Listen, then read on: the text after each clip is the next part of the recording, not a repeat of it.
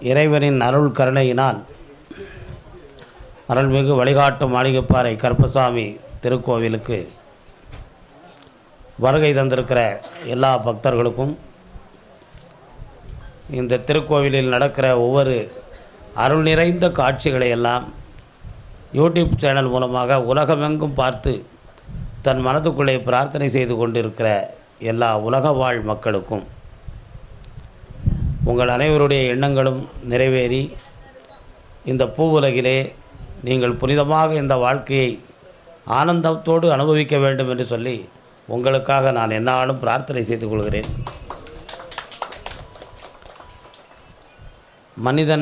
மனிதனாக பிறப்பது மட்டும் அரிது என்று நேற்று ஔவையார் சொன்னதை நான் உங்களுக்கு கூறினேன். மனிதனாக பிறப்பது கடினம்தான், ஆனால் அதைவிட கடினம் மனிதனாக வாழ்வது. மனிதனாக வாழ வேண்டும் என்பதற்குரிய இலக்கணம் என்ன அப்படி என்றால், உதட்டில் ஒன்று உள்ளத்தில் ஒன்று இல்லாமல் உண்மையுடன் வாழ்வது தான் மனித வாழ்க்கை.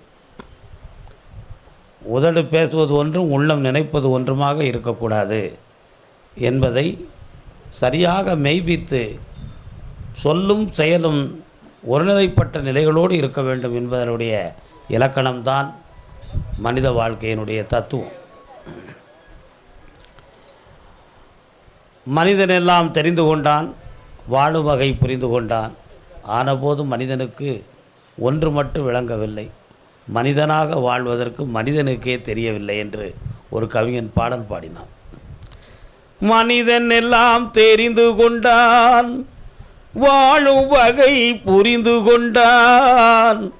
ஆனபோதும் மனிதனுக்கு ஒன்று மட்டும் விளங்கவில்லை, மனிதனாக வாழ்வதற்கு மனிதனுக்கே புரியவில்லை.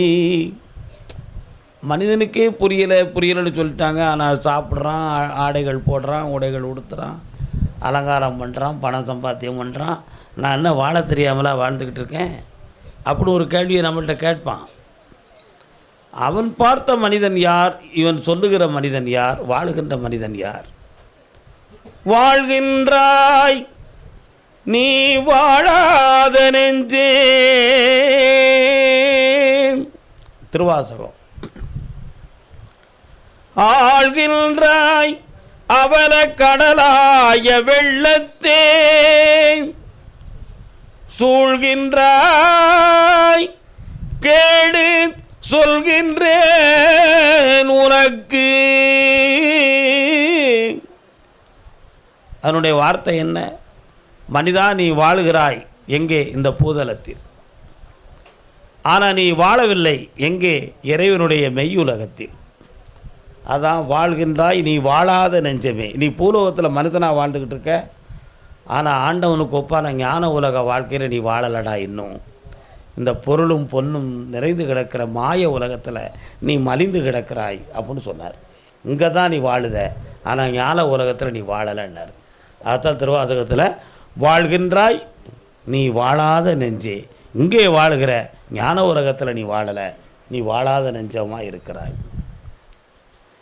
சூழ்கின்றாய் கேடு, பாசம், பற்று, பணம், பதவி, ஆசை, கோபம் என்னும் 4 கால விலங்குகளிலே தன்னுடைய உலக வாழ்க்கையை மாட்டிக்கிட்டு இன்னும் தத்துவ பரீட்சித்து என்னும் ஒரு அற்புதமான வாழ்வு நிலைக்கு வராமல் பல வகையிலும் வேதனைகளையும் துன்பங்களையும் நீ சூழ்ந்து கொண்டு தவிக்கின்றாய்.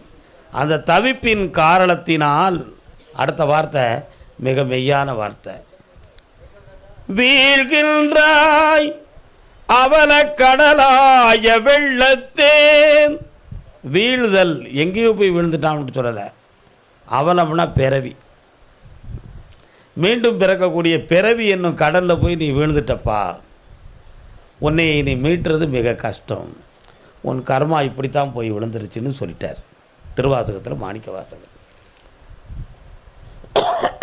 இப்போ புரிஞ்சுக்காங்க, மனிதனாக வாழ்வதற்கு மனிதனுக்கே புரியவில்லைங்கிற வார்த்தையை இங்கே எடுத்து கொண்டு வாங்க. மெய்யுலகில் ஞான உலகில் வாழ்வதற்குரிய வாழ்க்கையை மனிதன் இன்னும் புரியலை. பொய்யான பொருளும் பொன்னும் சேர்த்து வாழக்கூடிய மாய உலகத்தை தான் புரிந்திருக்கிறான். அதனால் அவன் சாதாரண மனிதன்தான், ஞானம் நிறைந்த உத்தம மனிதனாக அவன் வரவில்லை என்பதைத்தான் மனிதனாக வாழ்வதற்கே மனிதனுக்கே விளங்கவில்லை, மனிதனுக்கே விளங்கவில்லை, மனிதனுக்கே அது புரியலை அப்படின்னு சொல்கிறார். சினிமா பாட்டு, ஆனால் அதுக்குள்ளே இருக்கக்கூடிய தத்துவம் இவ்வளோ நிறைவானதாக இருக்குது. அடுத்து, இந்த மனிதனாக வாழ்வதற்கு என்ன புரிந்தால் முடியும் அப்படிங்கிறது மிக கண்ணால் உலகத்தை பார்த்தோம். பவனந்து முனிவர் நன்னூலில் சூத்திரம் எழுதுவார். அந்த சூத்திரத்தை கொஞ்சம் படித்து பார்த்தீங்கன்னா, செறிது இனிது காட்டி செவ்வன ஆடி போல் விளக்குவது சூத்திரமாம் அப்படின்னு சொல்லுவார். செறிது இனிது காட்டி செவ்வன ஆடி போல், கண்ணாடி சின்னதாக இருக்கும், முகம் பார்க்குற கண்ணாடி சிறியது தான், ஆனால் அந்த கண்ணாடிக்குள்ளே ஒரு பெரிய மலையவே நம்ம பார்த்துடலாம். அந்த மலையை கூட அந்த கண்ணாடிக்குள்ளே பார்த்துடலாம். உண்மையா இல்லையா? பெரிய நம்ம சைடில் கண்ணாடி வச்சுருக்கோம், வண்டி ஓட்டும் பொழுது பின்னால் வரக்கூடிய பஸ்ஸு அந்த கண்ணாடிக்குள்ளே தெரியும் முழுசாக. அந்த பெரிய பஸ்ஸை கூட, ஒரு பெரிய மலையை கூட கண்ணாடி சிறிய கையகலை கண்ணாடிக்குள்ளே காட்டினது மாதிரி பெரியோர்களுடைய வார்த்தை சூத்திரம் மாதிரி, ஒரே வார்த்தைக்குள்ளே ஒரு பெரிய ஆன்சரே அதில் உள்ள மறைந்திருக்கும். அதுதான் ஃபார்முலா. உண்மையா இல்லையாப்பா? மேக்ஸ் முற்றொருமை சூத்திரம், ஃபிசிக்ஸில் இருக்கக்கூடிய ஃபார்முலாக்கள், இவைகள்லாம் பார்த்தா அந்த ஃபார்முலா பூராமே 2 அடிகளில் இருக்கும், ஒரு தின்ன தீசீஸில் தான் இருக்கும். ஆனால் அதுக்கு உள்ள பெரிய காம்போசிஷன் எழுதக்கூடிய அளவுக்கு ஆன்சர்கள் இருக்கும், விடைகள் இருக்கும். அப்போ 2 அடிகளுக்குள்ளே ஒரு பெரிய மகத்துவம் மிகுந்த விடைகளை விளக்கும் சூத்திரங்களைப் போல கோடிட்ட வார்த்தைகள் மூலமாக மகான்களும் ஞானியர்களும் நமக்கு நல்ல வார்த்தைகளை சொல்லி இந்த உலகத்தில் வாழறதுக்கு வழிகாட்டியிருக்கான். அந்த வாக்கு தான் மகான்களுடைய ஞான வாக்கு. அந்த வாக்கு மகான்களுடைய ஞான வாக்கு. செறிது இனிது காட்டி செவ்வன ஆடி போல், அதான் செவ்வன ஆடினா கண்ணாடி, கண்ணாடிக்குள்ளே இந்த உலகத்தையே பார்த்துடலாம். அந்த கண்ணாடி தன்னை பார்த்ததாக சான்றில்லை. கண்ணாடியை கண்டுபிடித்த முதற்காலம் பட்டணத்தில் உலாவிக் கொண்டு இருக்கிற ஒரு காலத்தில் ஒரே ஒரு செல்வந்தன் வெளிநாட்டுக்கு சென்று தன்னுடைய ஊரில் இருக்கும் பொழுது அவங்க வீட்டில் குப்பையை கொண்டு போய் வெளியில் போட்டாங்க. ரோட்டில் ஒன்று மினுங்கிக்கிட்டு இருக்க அப்படின்னு சொல்லி இவ்வளோ அகலத்தில் இருக்கக்கூடிய ஒரு கண்ணாடியை ஒரு ஆம்பளை எடுத்து கொண்டு தன்னுடைய வீட்டில் ஒரு பெட்டிக்குள்ளே வச்சுருந்தார். அந்த தினமும் எந்திப்பார், அந்த இதை பார்ப்பார், கண்ணாடியில் பார்த்து ஒரு சிரிச்சுட்டு வந்துடுவார். இதை ஒரு பொண்டாட்டி பார்த்துக்கிட்டே இருந்தால், என்ன இந்தவன் போகிறான், பெட்டியை திறக்கிறான், ஒரு சிரிக்கிறான், வந்துக்கிட்டே இருக்கான், என்ன அர்த்தம்? இவன் போன அன்னைக்கு நம்ம ஒரு நாள் பார்க்கணுமே அப்படின்னு அவள் திட்டம் போட்டான் மனசுக்குள்ளே. ஒரு நாள் அவர் பார்த்துட்டு வெளியில் போனோன்னே இவர் விறுவிறுன்னு போனால் பெட்டியை திறந்தான், கண்ணாடியை பார்த்துட்டு ஒரு வார்த்தை சொன்னான், இந்த பொம்பளையை தான் இந்த போட்டாவில் இவன் பார்த்து பல்ல காட்டுறானா அப்படின்னா. நீங்கள் நல்லா என்ன புரிஞ்சிக்க சொல்லுங்கள்? கண்ணாடியில் இந்த பொம்பளையுடைய உருவம் தெரியுது, ஆனால் அவள் தெரிஞ்சுக்கிட்டா இது யாரோ ஒரு பொம்பளையுடைய போட்டான்னு புரிஞ்சுக்கிட்டு இந்த மூதேவியைத்தான் பார்த்து ஒவ்வொரு நாளும் இவன் பல்ல காட்டிக்கிட்டு இருக்கானா, வரட்டும் அவனை நான் பார்த்துக்கிடுறோம்னா. அப்போ அந்த கண்ணாடியை ரொம்ப காலம் கழித்து தான் கண்டுபிடிச்சாங்க. கிராமத்துக்குள்ளே அன்றைக்கி தான் வந்திருக்கு. அன்றைக்கி தான் கண்ணாடியினுடைய தத்துவம் தெரிஞ்சுது. இப்போ அவர் வந்த பிறகு அதை எப்படி சமாதானப்படுத்தியிருப்பாங்க, அது நம்ம விளக்கம் தேவையில்ல, விஷயம் இது தானே. அவ்வளோ அதிசயமான ஒரு பொருள் என்பது தான் கண்ணாடி இங்கு விளக்கப்படுகிறது. இப்போ கண்ணாடியை சொல்லிட்டோம். கண்ணாருரித்த மன்னான் அருணகிரிநாதர் சொல்றார். முருகப்பெருமான் யார் தெரியுமா?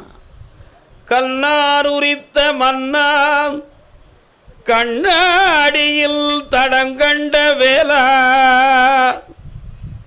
ரொம்ப அருமையான வார்த்தை, நல்லா புரிஞ்சுக்கணும் நீங்கள். கல்லிலே நார் உரித்த மன்னன், கல்லிலேயே நார் உரித்துறார். அவ்வளோ பெரிய ஞானமும் பக்குவமும் சக்தியும் உடையவர் முருகன். அதான் சொன்னார், கண்ணார் உரித்த மன்னா அடுத்து சொல்றாரு, கண்ணாடியில் தடம் கண்ட வேலா. கண்ணாடியில் எப்படியா தடம் பார்க்க முடியும்? ஆனால் கண்ணாடியில் தடம் பார்த்தாராம். அங்கே சொன்ன வார்த்தை என்ன தெரியுமா? முன்னாடி கண்ட கோணில் கண்ணாடியில் தடம் கண்ட வேலா. ஒருத்த முகத்தை பார்த்த உடனே அவன் கண்ணில் இருக்கக்கூடிய ஒளியில் இவன் நம்மளை என்ன நினச்சிருக்கிறாங்கிறது அந்த கண்ணினுடைய ஒளியின் சிதறல் ஆடல் பாடலில் அந்த அதிர்வில் அவன் உள்ளத்தை கண்டுபிடிச்சிட்டான் முருகன். நல்லா புரிஞ்சுக்கணும்.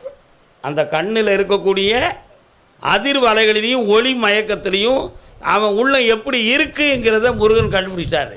அதுதான் கண்ணாடியில் தடம் கண்ட வேலா. உன்னுடைய உள்ள எந்த பாதையில் போகுதுங்கிறத கண்டுபிடிச்சவன் முருகப்பெருமானார். அதனால தான் முருகன் ஞானக்கடவுள். அதான் முருகன் ஞானக்கடவுள். அதை மாதிரி இப்படிம்மா என்ன கதை நடக்கு, நான் நிப்பாட்டிக்கிட்டுமா? இப்படி ஒவ்வொரு உறுப்புகளும் ஒவ்வொரு நேரத்தில் தன்னுடைய அடையாளங்களை இந்த உலகத்துக்கு காட்டும். அதில் ரொம்ப காட்டுறது என்னது? கண். அந்த கண்ணை வச்சு இந்த உலகத்தையே பார்த்துக்கலாம். ஆனால் அந்த கண் தன்னை பார்க்காதுடா. அதான் உண்மை. அந்த கண் தன்னை பார்க்குமா? அதைத்தான் திருவள்ளுவர் சொன்னார், ஏதிலார் குற்றம் போல் தம் குற்றம் காண்கிற்பின் தீதுண்டோ மண்ணும் உயிருக்கு.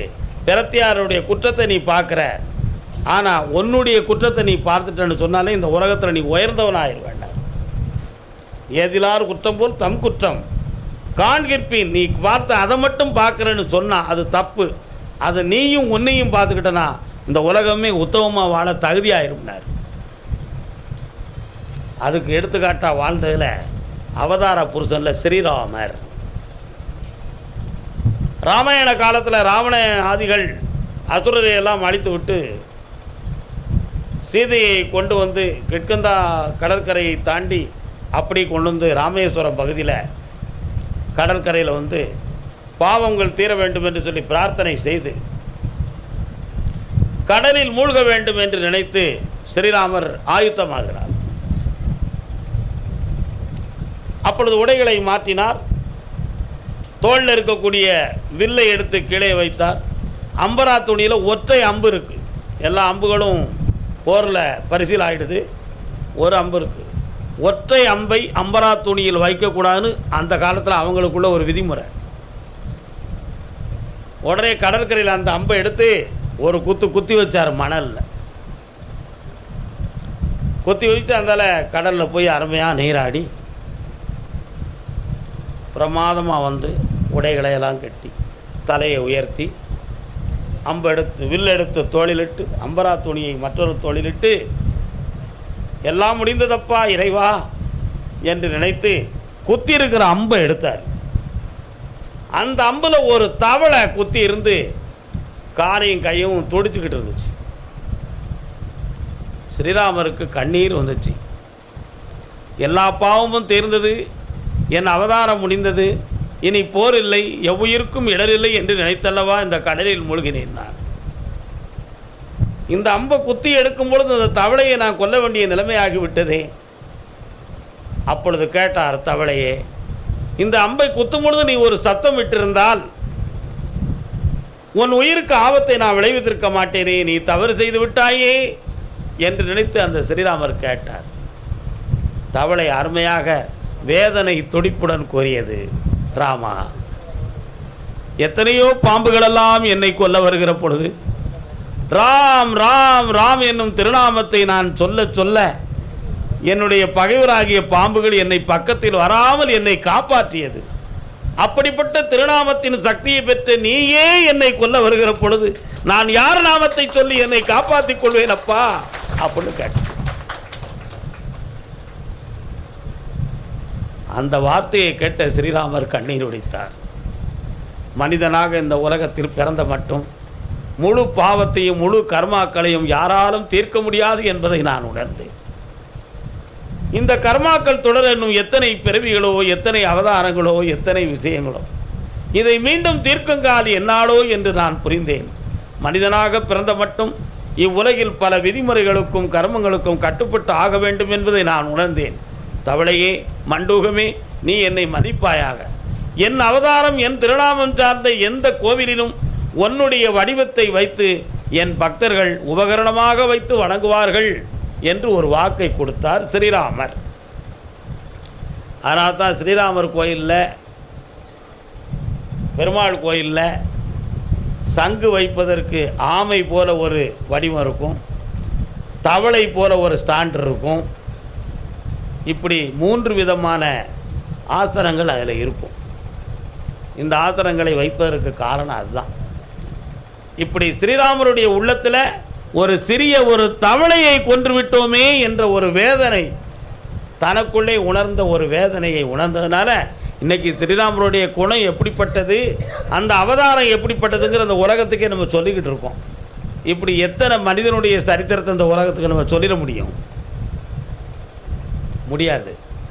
ஆனால் எல்லா மனிதனும் தன் மனதால், தன் அறிவால், தன் உள்ளத்தால், உணர்வால் பக்குவமடைந்து எல்லோரும் போற்று வண்ணம் வாழக்கூடிய வாழ்க்கையை பெற வேண்டும் என்று நான் விரும்புகிறேன். உங்கள் எல்லாரும் உள்ளமும் எப்பொழுதும் மாற்றற்ற நிலையில் இருக்க வேண்டும். என்னாலும் பிறருக்கு உதவி செய்கின்ற மனப்பான்மையோடு வாழ வேண்டும். யாரையும் ஏற்றுக்கொள்கிற தன்மையும் மன்னிக்கும் தருவாயவும் நீங்கள் ஆதரிக்க வேண்டும். மன்னிப்பு என்பதில் ஒரு அடையாளமும் ஒரு அழுத்தமும் உண்டு. அடுத்த குற்றம் செய்ய மாட்டான் என்று ஒரு உணர்வும் ஒரு உண்மையும் தெரிந்தால் அவனுக்கு மன்னிப்பை தாராளமாக வழங்கலாம். அந்த விளக்கம் தெரியாமலே மன்னிப்பை வழங்கி கொண்டு போனால் ஒரு பக்கம் குற்றம் வளர்ந்து கொண்டே தான் இருக்கும். ஆகையால் ஆழ்ந்து ஆராய்ந்து தெளிந்து இந்த உலக மக்களோடு இணைந்து வாழ்ந்து நம்முடைய மனதில் என்றும் மாசற்ற நிலையாக இருந்து மாசிலாத மனமே ஈசன் கோயிலென்று உணர்ந்து வாழ வேண்டும் என்று சொல்லி வாழ்த்துகிறேன். வாழ்க வணக்கம். பூஜை அடிப்பா, மணி 12. ஆமாம்,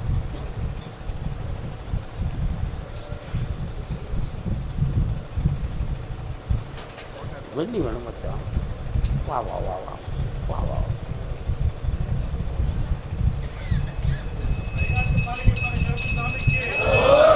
வழிகாட்டு மாளிகைப்பாறை கருப்பசாமிக்கு, வழிகாட்டு மாளிகைப்பாறை கருப்பசாமிக்கு, குருநாதர் பாண்டி சித்தருக்கு, திருவாக்கு சித்தர் ஐயப்ப சுவாமிக்கு.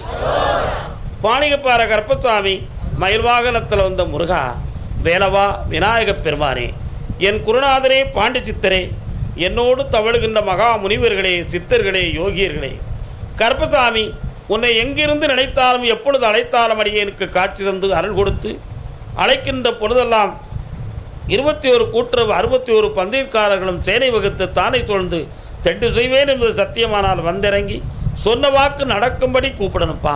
பட்டினத்தார் திருவடிகளுக்கு 1000 கோடி வாழ்த்துக்கள். முதல் உத்தரவு திண்டுக்கல்.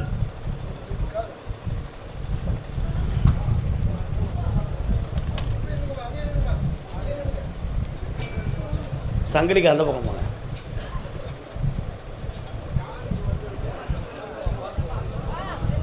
பொன்னான வாழ்வே மண்ணாகி போமா, துயரம் இதுதானா, உலகம் இதுதானா. உடல்நிலை பாதிக்கப்பட்டு இந்த நிலை ஏற்படுவதற்கு காரணம் என்ன, இதில் காப்பாற்ற முடியுமா முடியாதான்னு பெண்மணிகள் என்னை வேதனையுடன் கேட்க வந்து இருக்கிறார்கள். வாங்க.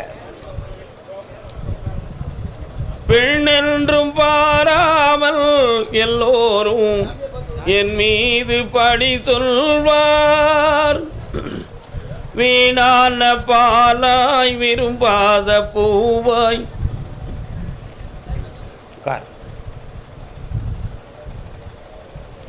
பேயால் வந்ததாக உன் கற்பனை, செய்வனை கோளாறால் எதுவும் நடந்திருக்குமோ என்பது உன்னுடைய எண்ணம். செய்வனைகளும் நடக்கவில்லை, பேயும் அடிக்கவில்லை. அப்படின்னா ஏன் இந்த நிலைமை ஏற்பட்டது அப்படிங்கிற ஒரு உண்மையை உனக்கு விளக்கணுமா வேண்டாமா? கால் ஒன்று வா.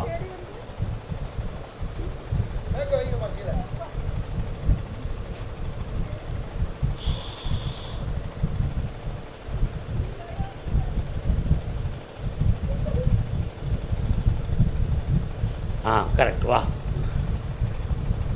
இன்னும் கொஞ்சம் வைப்பா. வாமா பக்கத்தில். உன் பேர் என்னம்மா?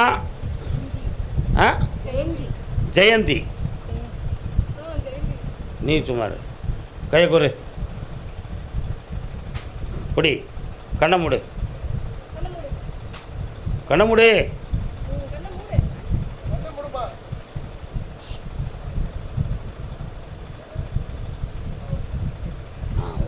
நீ உட்கார். காலில் வந்துட்டு வா. அம்மா நீ சும்மா இருமா. ஏம்மா நீ பாடா படுத்துருங்க. வாம்மா உட்காருமா. நீ உட்காருமா. பாசம் உனக்கு தாங்க முடியலை. குணமாக்கிடுவோம். ஏன் கவலைப்படுற? சாமி கும்பிட்டோம்மா. நீ போ. இன்னும் 2 தடவை கும்பிடு. ஓய் இன்னும் 2 முறை கும்பிடு. இன்னும் 2 முறை கும்பிடு.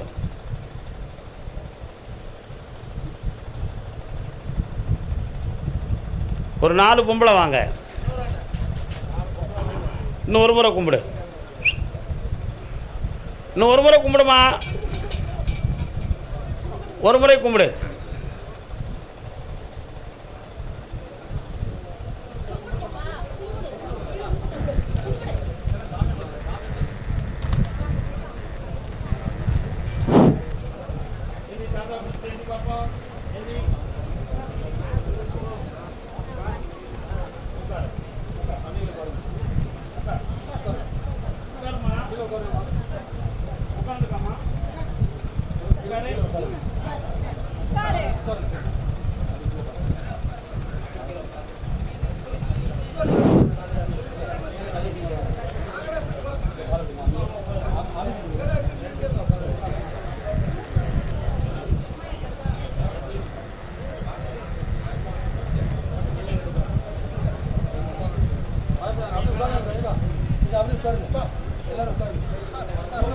வழிகாட்டு மாளியப்பாறை கருப்பசாமிக்கு, வழிகாட்டு மாளியப்பாறை கருப்பசாமிக்கு, குருநாதர் பாண்டி சித்தருக்கு, அருள்வாக்கு சித்தர் ஐயப்ப சாமிக்கு, 30 முக்கோடி தேவர்களுக்கு, பிரபஞ்ச சக்திகளுக்கு, பட்டினத்தார் சுவாமிகளுக்கு, பட்டினத்தார் திருவடிகளுக்கு, கேட்டவரத்தை அள்ளித்தரும் கருப்பசாமிக்கு, கேட்டவரத்தை அள்ளித்தரும் கருப்பசாமிக்கு, 18ஆம் அடி கருப்பனுக்கு, மலை போல் இருக்கும் கருப்பசாமிக்கு, மலை போல் இருக்கும் கருப்பசாமிக்கு, திருச்செந்தூர் முருகனுக்கு, செந்தூர் முருகனுக்கு, கடற்கரை ஆண்டிக்கு,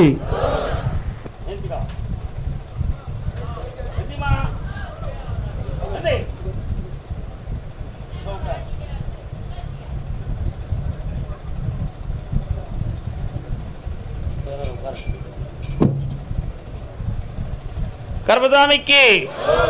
அதே திண்டுக்கல் எல்லை. என் குடும்பத்தில் கடன்களும் மனவேதனையும் இருக்கு, சரியாக்கி தாங்கன்னு கேட்டு வந்தவங்க. வாமா கால் வந்துட்டு வா.